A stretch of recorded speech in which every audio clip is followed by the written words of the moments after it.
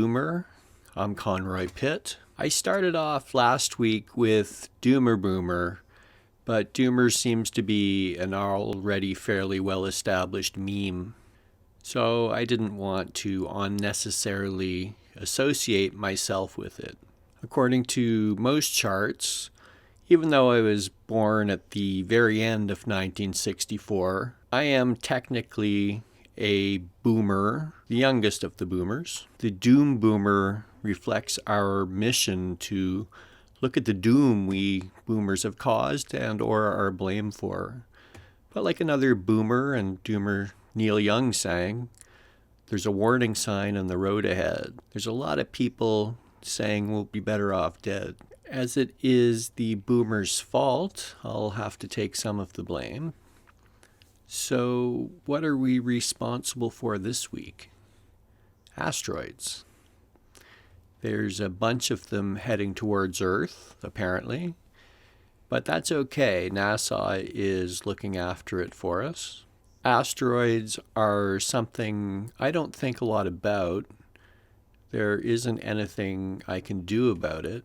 I'll assume someone else will look after the problem for us. What am I going to do? Fuss about it?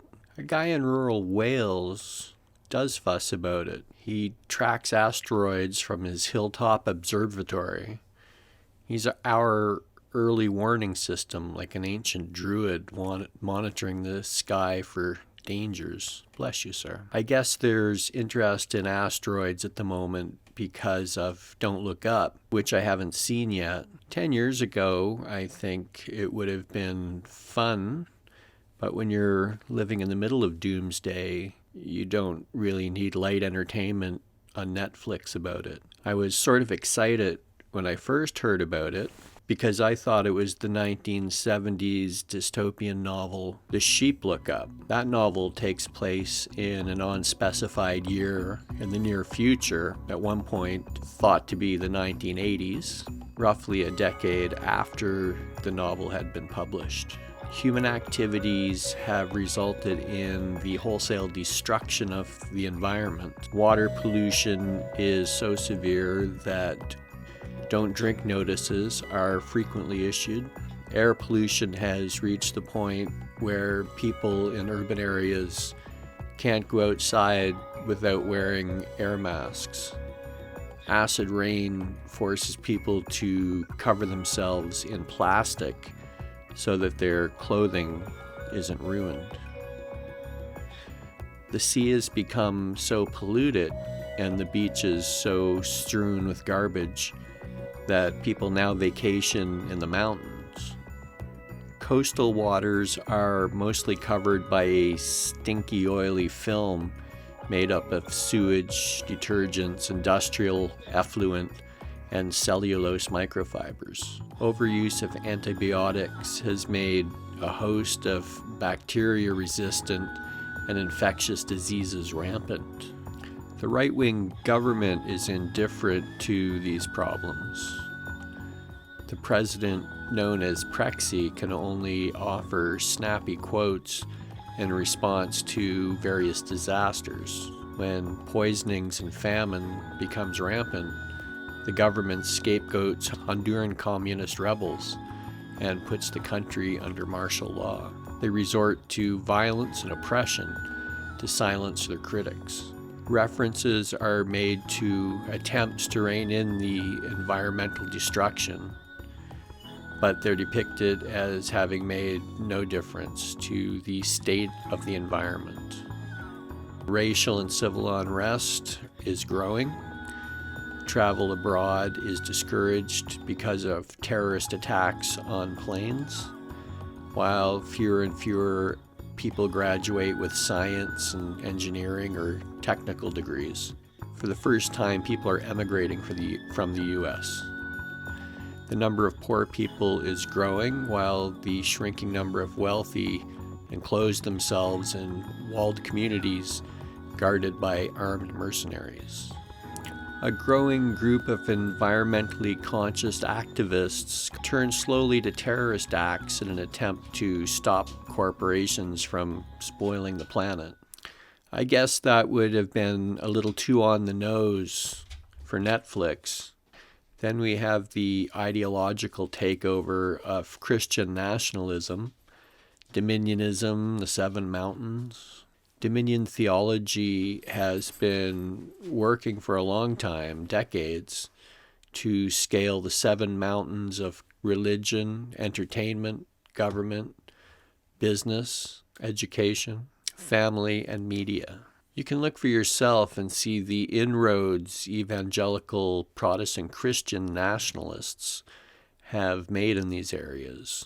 Some of America's most prominent politicians, or the people who advise politicians, certainly a big chunk of the people who elect them, believe that conquering these seven mountains will make America a whole lot better for them, but it might also bring Jesus back sooner. The most pernicious aspect of this ideology isn't spiritual but practical.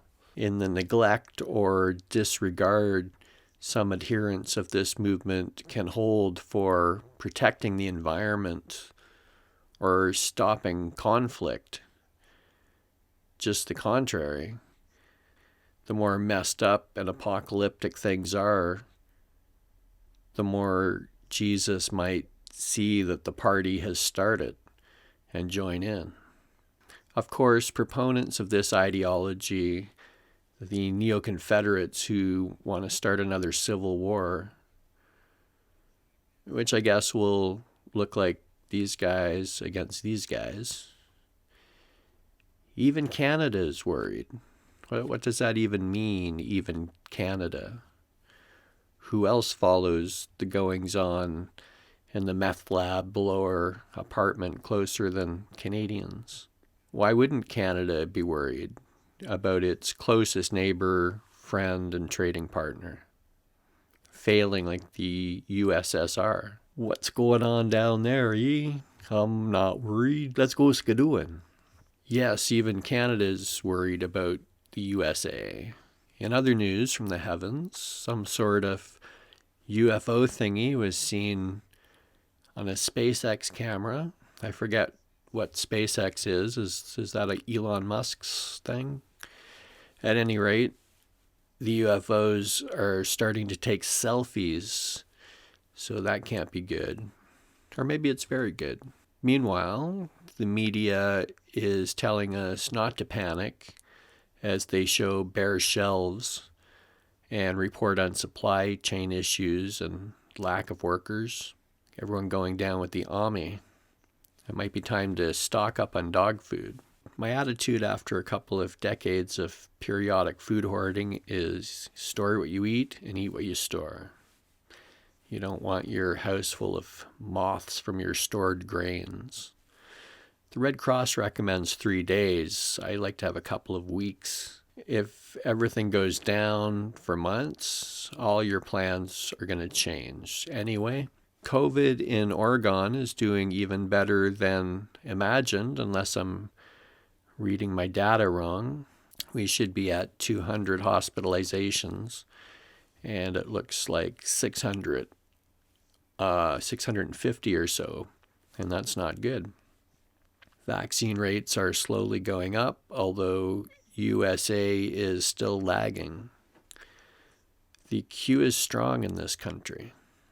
And last but not least, there's the pending Third World War, NATO versus Russia, the ultimate showdown.